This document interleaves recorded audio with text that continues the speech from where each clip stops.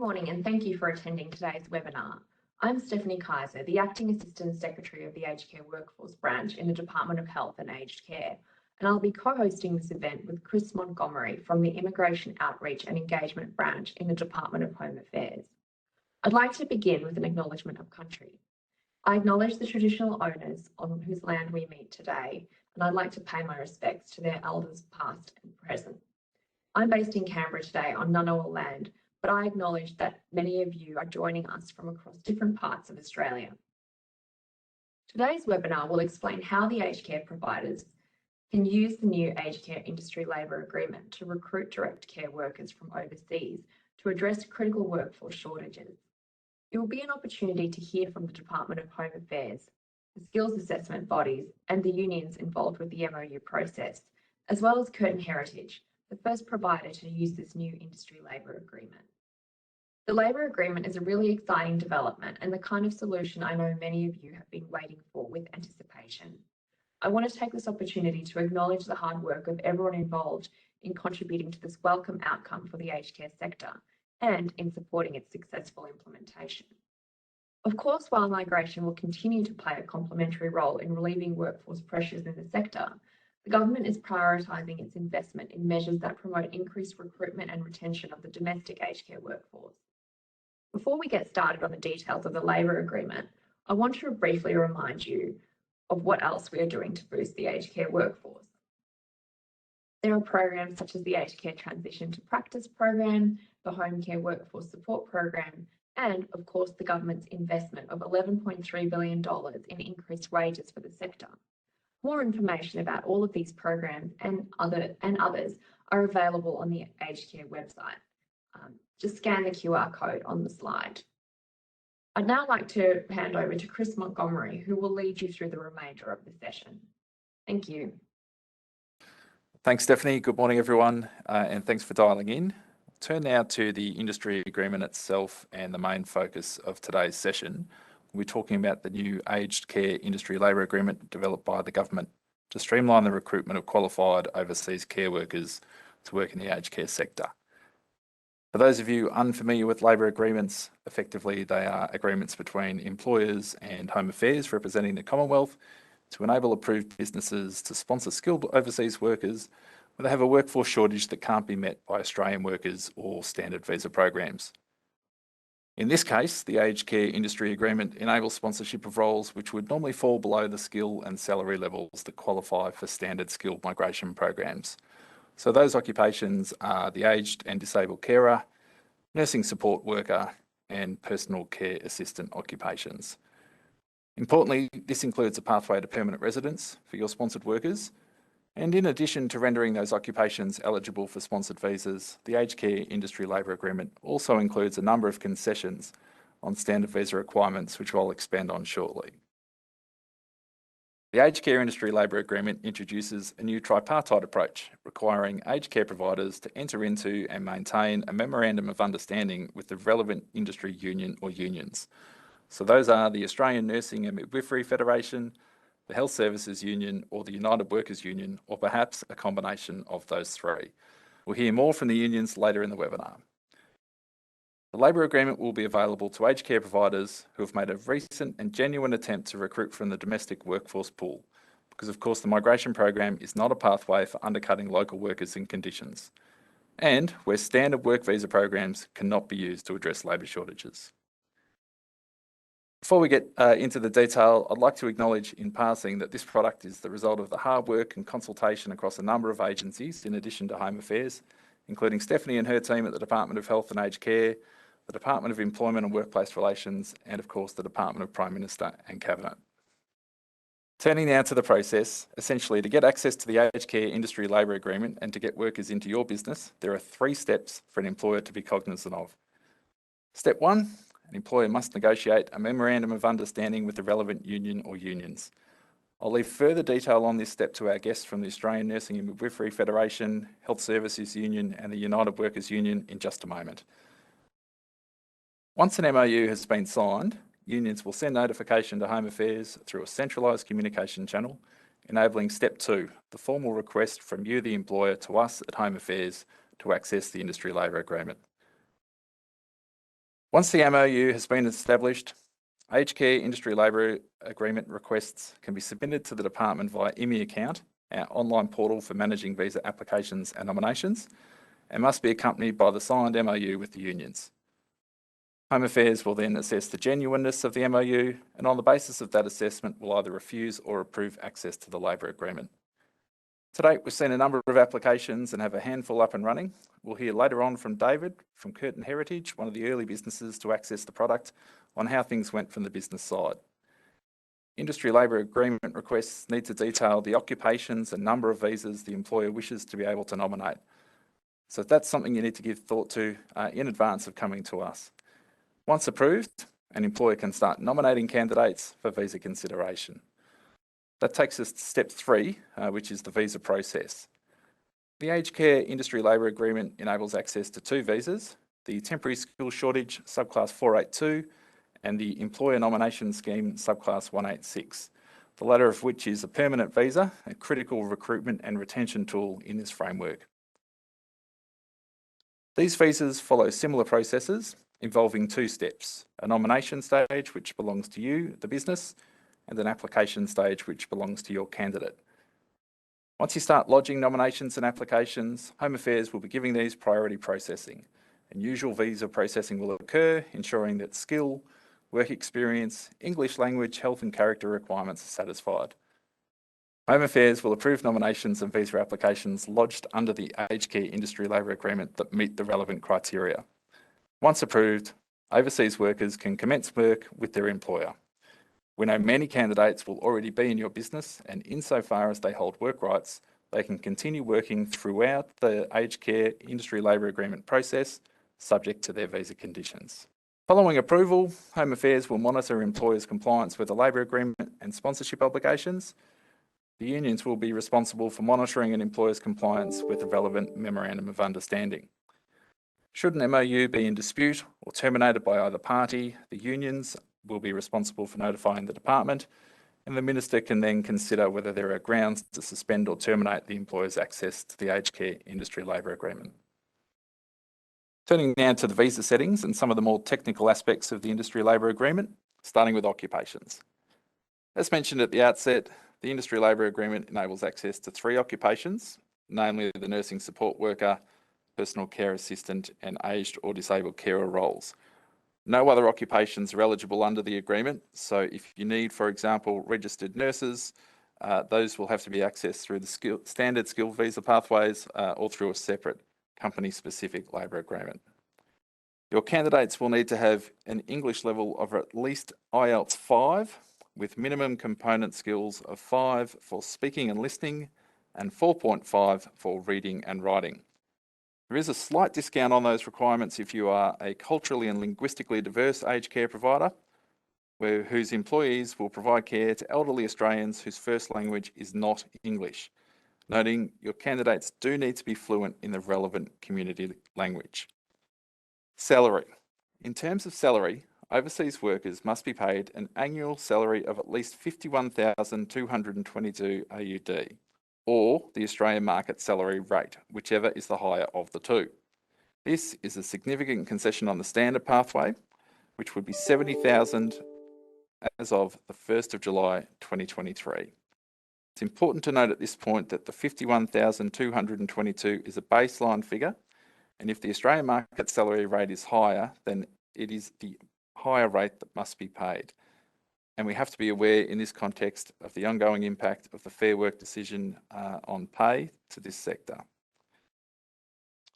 The salary can include guaranteed overtime where consistent with standard industry practice, where there are equivalent Australians performing equivalent work with the same guarantees, and guaranteed hours are consistent with the national employment standards. Turning now to permanent residence pathways, which of course is the great retention and recruitment carrot under this framework. The labour agreement creates a pathway to permanent residence after 2 years of full-time work in Australia in the nominated occupation or a closely related occupation.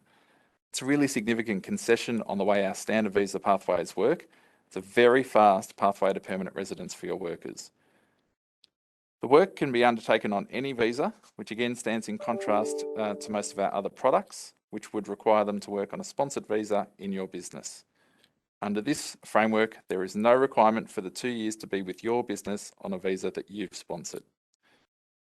I'll note in passing that there's no concession on age, so the applicant must be under the age of 45 at the time of the visa application for the permanent visa. Turning now to costs. The main cost involved with nomination is the Skilling Australians Fund levy. Figures that you can see on your screen are determined by whether you're a large or small business.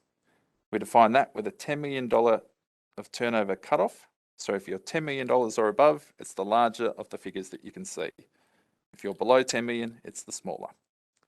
For the temporary visa, the SAF levy is $1,200 or $1,800 a year. And for the permanent, it's a one-off flat fee of $3,000 or $5,000, again, determined by whether you're a small or large business. There are also minor costs throughout the process, including the nomination costs, which you can see on your screen. Skills and qualifications. I won't talk too much to these because we do have colleagues from both ANMAC and ACWA online, and they'll expand on these in just a moment. It is worth noting quickly that candidates must hold at least a relevant Cert 3 or higher level qualification, or have 12 months full-time relevant work experience or part-time equivalent. If the qualification was earned overseas, or if the candidate is claiming work experience in lieu of the formal qualification, they must obtain a positive skills assessment from the relevant skills assessing body. The final concession worth calling out here is in relation to labour market testing. Most of our skilled visa products involve quite strenuous and technical testing in this regard. There's quite often a pain point for employers. We hear anecdotally from industry that they find it quite difficult, and at our end in processing, we do notice that this is an occasional tripping up point, leading to nomination refusals and a loss of that SAF levy. A key benefit under the industry labour agreement is removal of the need for the technical labour market testing. Labour market requirements will be agreed through the Memorandum of Understanding process, and the department will essentially take that at face value, not imposing any additional labour market testing requirements. I'll pass now to our colleagues at the unions. We'll start with Kristen Wisher, Senior Federal Industrial Officer from the Australian Nursing and Midwifery Federation. So I'm Kristen Wisher, and I'm presenting on behalf of the unions with my colleagues Lee Hubbard from the ANMF in Victoria, Edmund Fry from the HSU, and Jess Sanders. So thank you, Chris, for the opportunity to present today. Just wanted to start by saying, that the health sector unions have been engaged in trying to ensure the right balance is achieved between protecting workers' rights and allowing aged care providers to achieve much needed staffing levels, obviously with the view to providing safe and quality care to recipients of home care, aged care services and residential services, and also protection of migrant workers, but really importantly also ensuring that local employees are given every opportunity to maximise hours of work and secure work. So the unions worked with government to develop the idea of the MOU, and the idea is really that the MOU is a foundation for providers to obtain an industry labour agreement in order to address those problems. And as we now all understand, the MOU is the basis upon which a labour agreement application can proceed, and in the absence of that, the benefits of a swift process for having that granted are by no means guaranteed, whereas an MOU is a really, I suppose, a strong foundation for proceeding. So what I wanted to do today with my colleagues is just proceed through the key features of the MOU and why they are important. So the first, if we can go to the next slide, is just running through it. So you've got parties to the MOU, and forgive me for people who've kind of familiarised themselves with the MOU, but what I wanted to do is just point out what's in there and why it's important. Obviously, the employer as a distinct entity is the first part. One thing that we're interested in is whether you might have a provider that offers services through over a number of states and territories or throughout the country, but could you also have a geographically distinct group? So you might have a Victorian agreement or a Queensland agreement, which again might facilitate, I think, fast tracking and access to staff and so on. The next point is that there are 3 unions who have coverage in different situations across states and territories. It's really important that contact is made with each of the relevant unions. And if we go next slide, we've prepared a table which shows the coverage for each of those in home care and residential care for each state and territory, and which are the relevant unions with coverage in those areas. So, as I say, really important to contact each of those unions because we'll have members in different places, and yeah, there will be, you know, we want the opportunity to have as much possible contact with our members when we're entering into an MOU, and to make sure that everyone understands that. And of course, there's the cooperative elements, which I'll come to very shortly. If we could go to the principles. So we really did want to approach this from a very principled position, and those are set out in the MOU. I won't go into all of the detail there, but it's about really the balance of acknowledging that there's an unprecedented workforce shortage, and that is the reason why the industry labour agreement is important, because we need those migrant workers to come and support our workforce, and you know, hopefully then also have the benefit of the pathway to permanency. But the sort of balance around that is then ensuring that existing local workers have already been through a process of being offered additional hours, have predictable rosters, decent wages and conditions, an acknowledgement that the use of a labour agreement is a temporary solution, and is certainly by no means the only solution. And it was great, Stephanie, to hear about, you know, that there are many other things going on in the aged care space about how to build a secure and you know, well remunerated workforce with good conditions.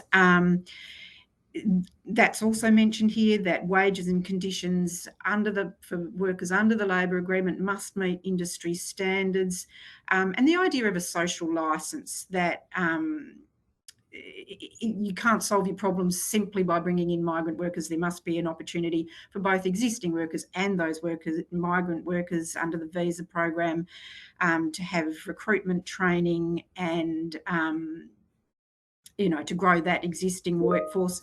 Also really important in the MOU, and you can see that embedded in it, is the idea of transparency with local staff, opportunity to communicate, explanation about what's happening and why, to really minimise that, you know, any potential disharmony.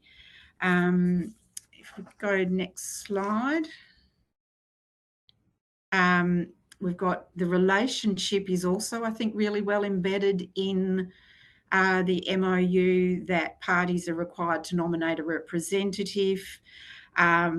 Employers are required to tell the union who they've, you know, the number of staff recruited and placed under the agreement.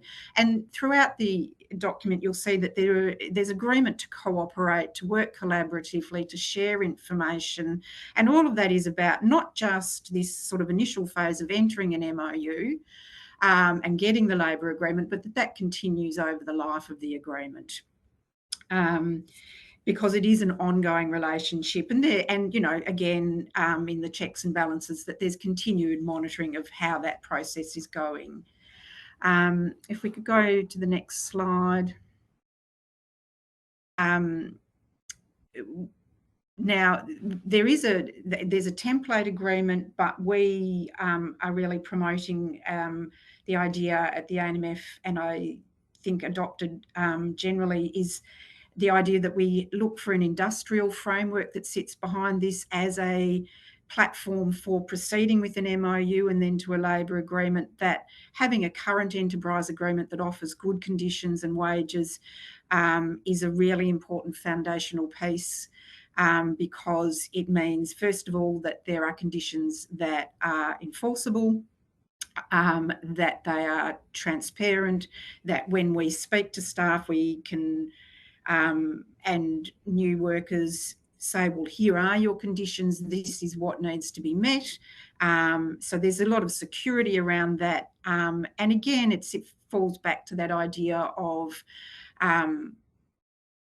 use of the labour agreement is not the only solution. The sort of foundational idea of secure work, wages and conditions is also really important, and emphasise that it is the same rate of pay and conditions for all workers engaged at that one workplace. Then the next slide, I'm talking about the really important point that Chris made about labour market testing, that now happens between the unions and the applicant provider. So we need to be able to establish that all reasonable steps have been taken to fill existing vacancies. So that might include speaking to part-time workers to see if they want additional hours, looking at your casual employees to see if they want to be converted to ongoing employment, having predictable rosters with set hours, which allows people to access work on a regular basis, accommodation of flexible work arrangements, as minimal as possible use of agency staff, and opportunities for existing staff to have training and development that might allow them to step into further roles. I might, I will just keep going if I can, and then I'll throw to my colleagues about some of these points. Also embedded in the MOU is that there is, throughout entering and in the life of the agreement, genuine consultation and induction. So that includes the opportunity for us to speak to existing staff to make sure that that labour market testing has really happened, and that people are comfortable, they're informed about the process. We've got employers to consult directly with employees and the unions to have access to staff through guaranteed paid meeting times. When the visa workers come in, that there's also an opportunity to speak directly to them, to give them induction, to ensure that they understand who their union is, what their workplace rights are.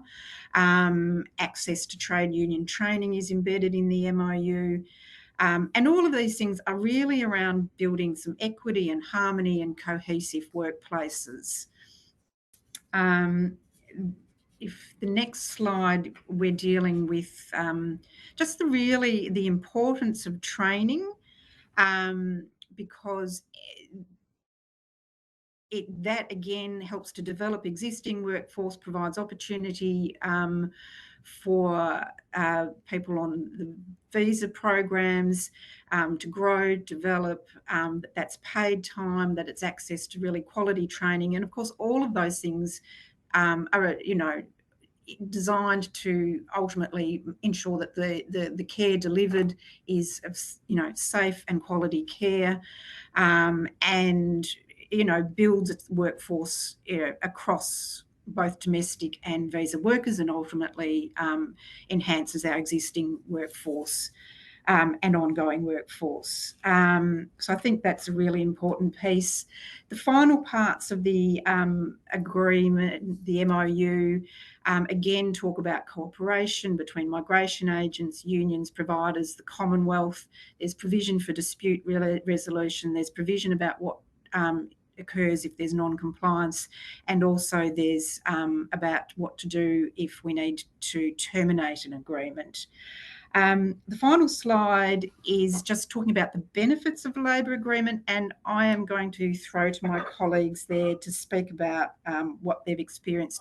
Perhaps, Lee, would you like to start off on that?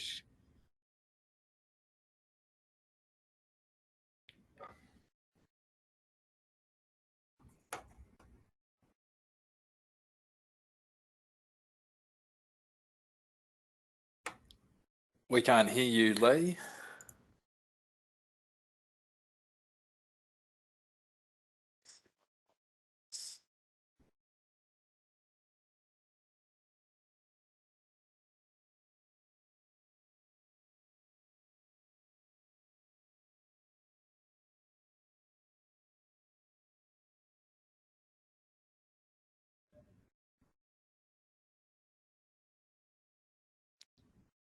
Lee, take it from the top, please, mate. You were muted. Yeah, sorry, no, I couldn't unmute myself. I think I was as an attendee, I was muted. Thanks very much. I'm getting some feedback. You might have the volume up at your end, Lee. Just turn it down a bit. So, effectively, we've used the MOU on a couple of occasions here in Victoria, and we're certainly keen to speak to employers. We understand, particularly in regional areas, there are shortages. As Kristen has gone through the kind of key components of where we're at, certainly in Victoria, we are requiring employers to come to us and say why they've got a shortage and what evidence their efforts to recruit labour and to, as Kristen said, provide extra opportunities for ordinary time work for current employees.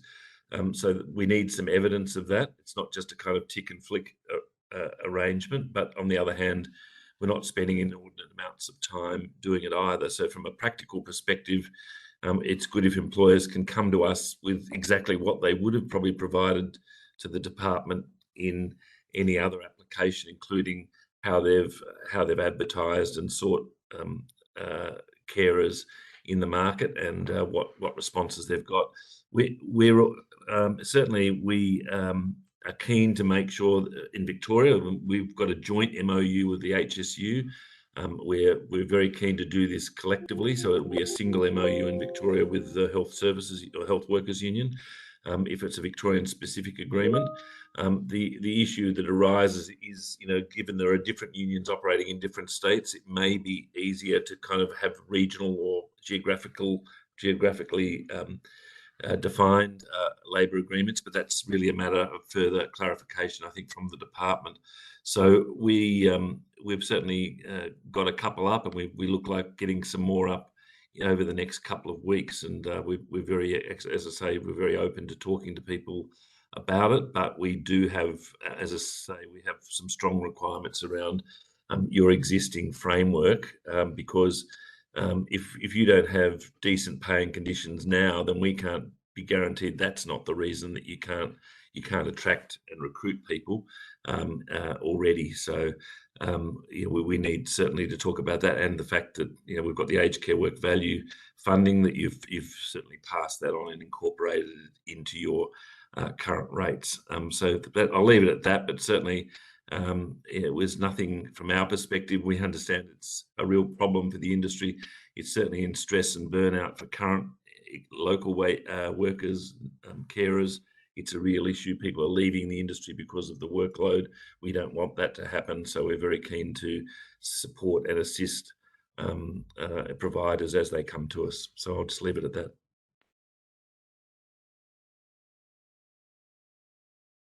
Thanks, Lee. Some valuable insights there. Conscious of time, we might just pass to the other two unions and give them an opportunity to speak. Jessica, would you like to go first? Yes, thanks for that. Look, I won't say a huge amount. Jessica from United Workers Union. I would just like to highlight, though, the huge interest that we have had from workers right across the country on how to access this new pathway to permanency. I think when we were initially talking about labour agreements, we were very much focused on this being a tool for providers to be able to access workers from overseas. But there has been a huge amount of interest in the labour agreements as a retention tool. And so that's keeping your existing workforce, and so people who may be working for you under different temporary visas, who are very, very interested in a labour agreement as the pathway to permanency provides. We have been running weekly webinars with aged care workers across the country.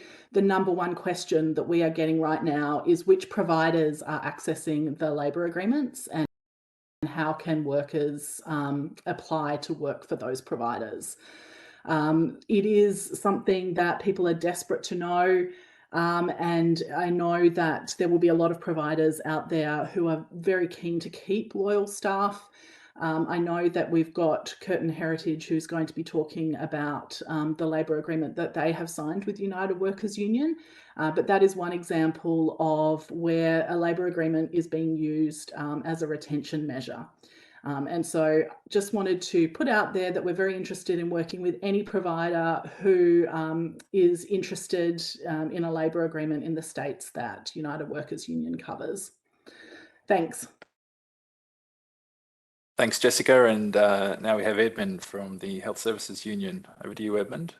Thank you. I'll keep it quick as well. Just I'm conscious of the time. Just to reiterate that we're very interested in engaging in these agreements. We've had a large number of inquiries. We are trying to centralise them through our national office to coordinate with the relevant branch that will be participating in it. As the Nurses Federation have mentioned, we are combining on and having a centralised MOU that will go there. There was a question in the comments about if a company is not registered with any union, should the company call the unions to register? Yes. Earlier in the presentation, there was a table with the relevant unions for particular states and territories. Get in contact with one of those unions. If you're in New South Wales, get in contact with the HSU or the nurses, and we'll be able to assist you in doing that. But as the others have said, there's been a large number of inquiries and we're trying to work through them as quickly as possible, but we see this as a really good tool moving forward. Thanks, Edmund. So we'll turn now to our colleagues from the skills assessment side of this. I've got a bad feeling that we might have lost one along the way. Kath, are you still with us? I am still here. Can you hear me? Oh, what an absolute marvellous relief. I can hear you and I will pass it over to you. Thanks, Kath. Thanks, Chris. You can actually probably move on to the next slide, given that the slide, fabulous. I'll just dive straight into this in the interest of time. So ANMAC will be assessing 2 of the 3 ANSCO codes under this aged care industry labour agreement, nursing support worker and personal care assistant. So we are working closely with ACWA, who will speak after me because of the similarities in the roles across the 3 codes. Essentially, the premise being if you are an aged care provider, it's staff working within the residential aged care facilities, they will likely meet the requirements for a skills assessment with ANMAC, and it's the ones that are working and providing general household assistance, emotional support and companionship in the home that will be directed to ACWA, the Australian Community Workers Association. We, like others, have received lots and lots of inquiries from potential applicants wanting to know what the requirements are. We did go live with our application process on Tuesday evening, and we have had about 60 applications to date. So it's an interesting time for all of us. Chris, next slide, please. I've just put here a quick rundown on what it is we'll be looking for. So it's obviously going to be a qualification or work experience. We're looking for the Certificate 3 minimum in a relevant field obtained overseas. I did see a question in the chat asking about that. If the qualification is from an Australian registered training organisation, but it was completed overseas, I believe the requirement is, and I confirmed this last week with Home Affairs, that they will require a skills assessment. We are accepting nursing qualifications from overseas. For those of you unaware of what the process is for nurses who have trained overseas, in order to obtain nursing registration in Australia, they need to either top up their qualification or complete the OSCE, the outcomes-based exam, and that takes time and costs money. So we are seeing a lot of interest from nurses from overseas who see this as perhaps a step to come to Australia, work in the aged care space and top up their qual to eventually become a registered nurse. We will be using the Country Education Profiles, which is a portal managed by the Australian Government, Department of Education, where we look at, it's a qualifications recognition tool. So we'll be using that to look at the equivalence of qualifications that are being submitted as part of applications. In lieu of those qualifications, we are accepting work experience needs to be 12 months full-time or equivalent. So that's about 2,000 hours. I think it's 1,960 hours based off a 38-hour working week. And we will consider, we will be considering work where direct care is provided. So we've said they're not disability support or childcare. We can talk a little bit more about disability support. ACWA might even touch on that. So the aged or disabled carer code, which is the code that's been allocated to ACWA, more closely aligns with the disability support. We will be attempting to verify all claims of work. Fraud is a big issue, and we take our job as an assessing authority very seriously when it comes to fraud. Applicants will be found unsuitable for the purposes of skill migration from the skills assessing authorities viewpoint. So yeah, I encourage you in all conversations you have with all potential employees to remind them of the need to be full of integrity when they're submitting their applications to ANMAC, because we will catch them out.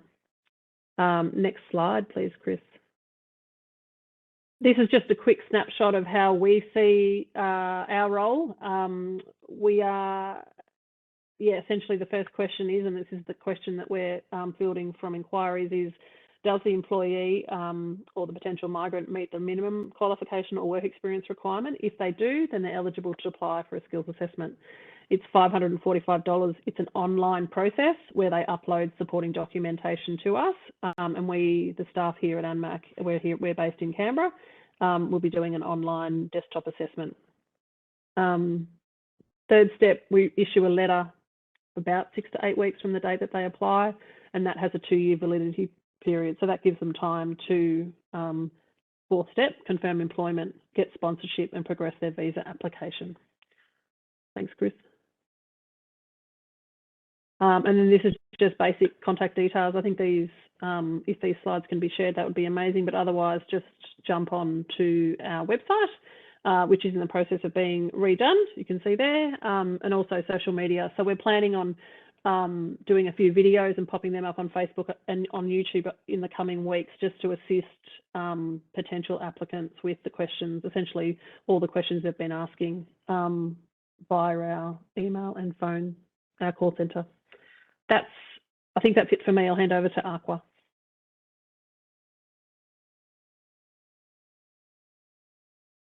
Thank you, Kath. My name is Jesse Jacob. I'm the CEO of Australian Community Workers Association. Can you hear me okay? We can hear you fine, Jesse. Thank you. Oh, cool. Thank you. I'm very conscious of the time, and Kath has explained the skills assessment process that ANMAC will be following, and ACWA's skills assessment process is pretty much the same process. I'll start with the occupation definition. An aged or disabled carer is a person who is qualified and or experienced in delivering person-centered services to people who may require support due to aging or disability. We use disabled carer terminology to be consistent with the ANSCO code. We believe the term disabled is outdated and inconsistent with contemporary and respectful language for referring to people with a disability. We have provided that feedback to the Australian Bureau of Statistics, and I believe they are currently in the process of reviewing occupations including aged or disabled carer. The primary focus of this occupation is to provide emotional support, care, and companionship to individuals to improve their quality of life. Other tasks may include, general household duties, basic assistance, companionship, preparing food, assisting in personal hygiene, etc. Next slide, please.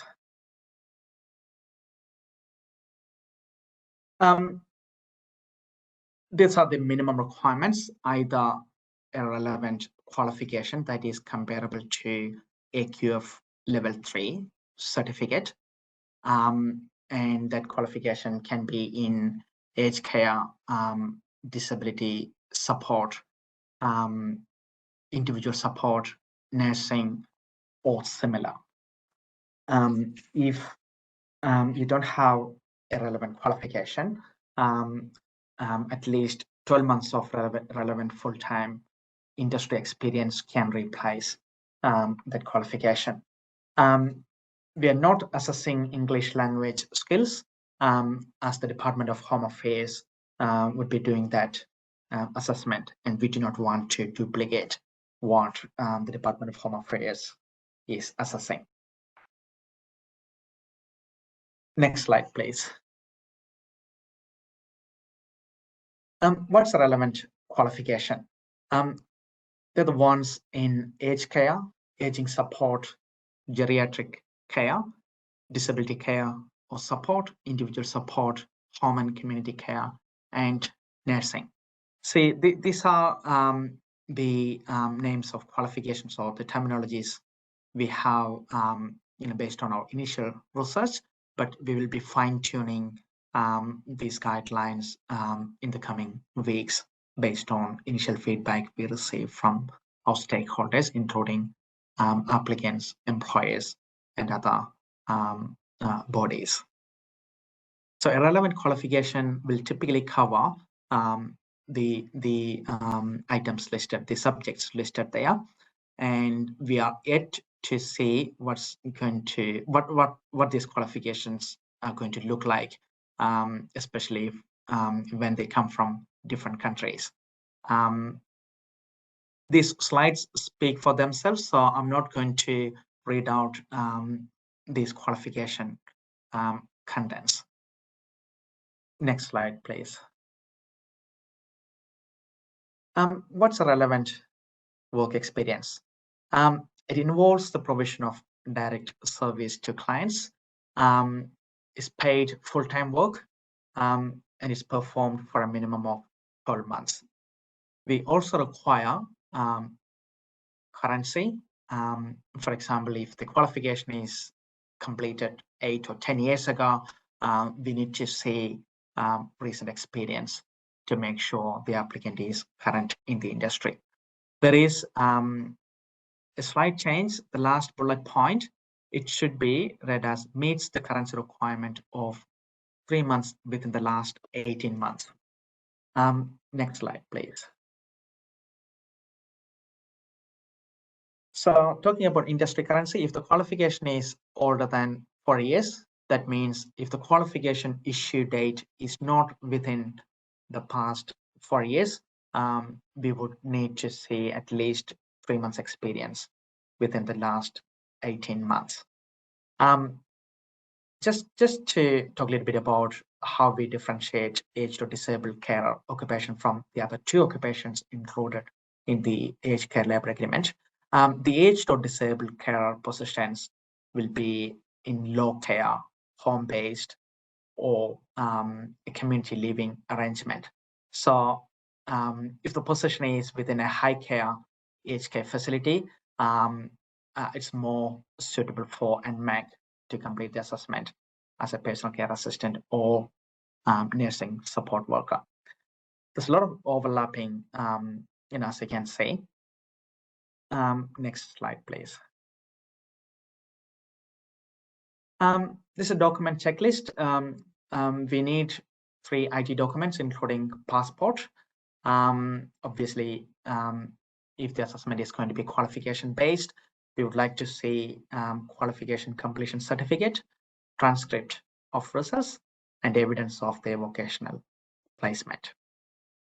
If it's based on work experience, we would like to see position descriptions and letter issued by employer. It's also possible for us to ask for additional evidence such as pay slips and things like that, where we need further information to verify those employment claims. Next slide, please. So thank you. We will start accepting applications very shortly. Our IT team is currently in the final stages of doing the application form. We have published the guidelines on the website. So if you got questions, please feel free to email the assessment team via the email address provided on the slide, assessments@ acwa.org.au. Thank you all again. Thanks to both skills assessing bodies and Kath and Jessie for presenting as part of today's webinar. Really helpful context for everybody. There's a number of questions flying in via the Q&A about recording and provision of slides, and we will definitely be pushing the slides out. And if the recording has worked out okay, given those early tech issues, we'll provide that as well. Alternatively, we'll re-record the bits that might have been a bit clunky. David, if you're still with us, noting the time, and if you have other things to get to, just let us know. But hopefully we can now rip through a presentation from David Cox at Curtin Heritage, who, as I said earlier, was one of the early adopters of the industry labour agreement, and he'll speak a little bit about the lived experience of Curtin. David, are you able to present? Yeah, hi Chris, how you going? You can hear me okay? I can hear you okay, and my stress levels are somewhat reduced. Thank you for joining us. Well, you've done well to cope with the tech issues. Well, I'm coming from Whadjuk Noongar country in Western Australia. We'll go to the next slide. You'll see we actually, that is the view from one of our care facilities. We live in an amazing place which is bordered by the sea and the river, and that is great, but it has some really inherent issues in that we consider ourselves to be a regional area, even though we're in Metro Perth. Most of our staff come from a long way away to actually get to us, and even though we're an employer of choice, we actually still struggle to get staff. We have residential care, home care, and independent living. Thanks, Chris. Next slide. Most of our staff are actually from overseas. About 30% of our staff are actually on a temporary visa. Most of them are on student visas, typically in degrees that they might not necessarily go to in future life. Almost 70% of our staff are from a non-English speaking background. We actually have very low turnover, but the turnover we do have is predominantly overseas workers or people on temporary visas changing employer, either to pursue a temporary visa in the country or to actually pursue a different career that might actually give them an alternative pathway. The other group of people that we have that contribute to our turnover are students that are graduating into nursing. Thank you, Chris. So the whole reason why we really did the visa was actually around workforce retention, as kind of alluded to before. We have an amazing group of really loyal staff that have been working for us for a number of years, and they have huge stresses that make it difficult for them to work. The first person that actually got a visa was a lady called Sangay. Sangay has been working for us for 5 years on a temporary visa. She hails from Bhutan. During the 5 years, she's actually put 3 kids through school. One of them is in their final year of high school, and she's hopefully going to go into medicine. And Sangay's other 2 children are lucky enough and smart enough to also have graduated and are currently studying medicine.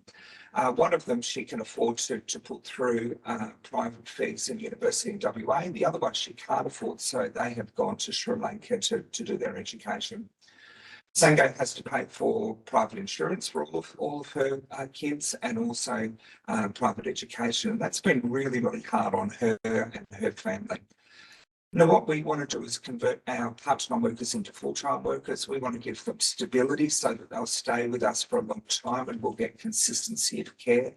And we also want to make a real difference to our workers' lives. And certainly Sangay, having the visa, she was given her permanent residency or 6 visa 2 weeks ago, and that has changed her life.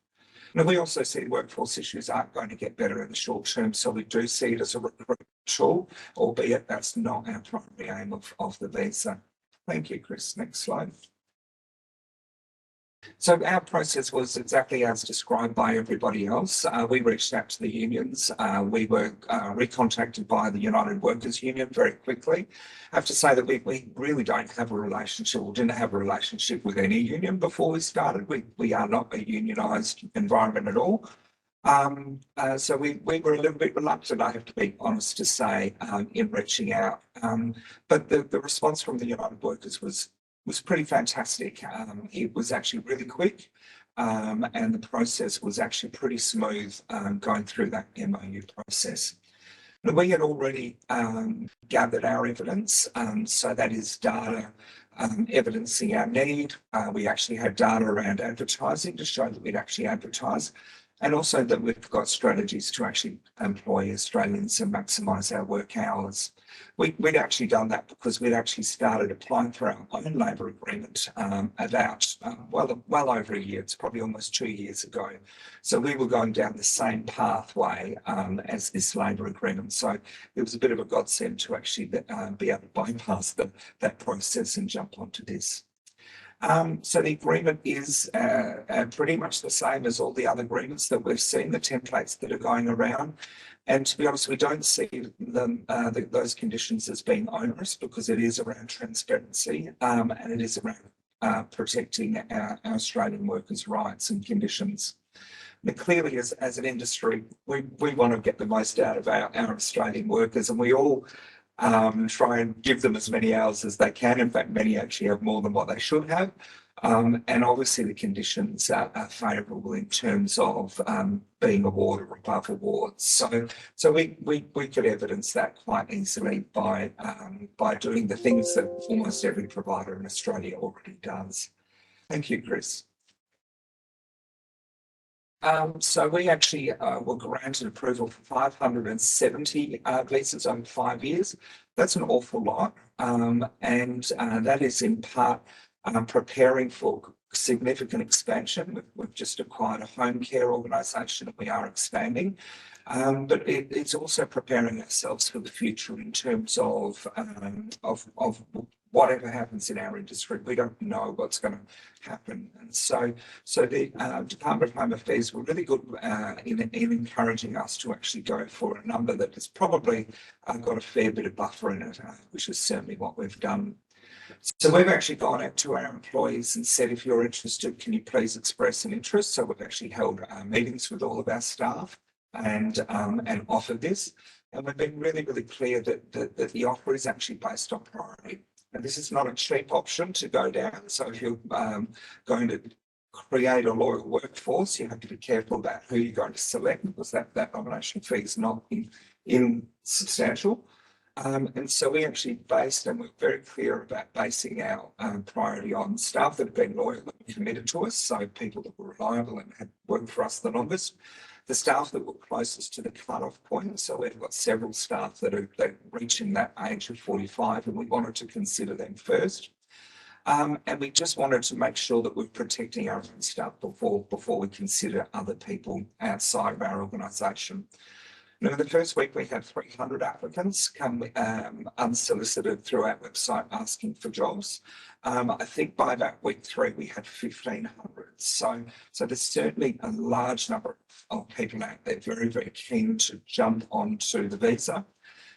They're not necessarily the people for us, I have to be honest, because we are actually looking for people that primarily want to look after our residents and provide a good service. And so that really is our eligibility when we're screening people for employment. We then ask the employees to show evidence that they meet the eligibility criteria, which is pretty easy to do because most people sitting on a temporary visa already have the English language test, they already have evidence around the certificate, and they already have the health check if they're going for the permanent pathway. We pay for the sponsor application. We ask the employee to cover all of their own costs. The employees so far haven't used migration agents to actually go down this path because the path has been really easy. The ME website we think is very easy to use. We also didn't use migration agents or lawyers because we found the process quite easy and quite smooth. So we went it alone. We're not a big organisation with a HR team. It was the people that are actually looking after the staff that actually went through this process. And the process for us was quite an easy one. Thank you, Chris. So that's really where we're up to. We've actually found the process quite smooth. The Department of Home Affairs say that they process the applications quickly, and that's absolutely correct. So when we've actually applied for the nomination. That's generally taken about 4 or 5 business days.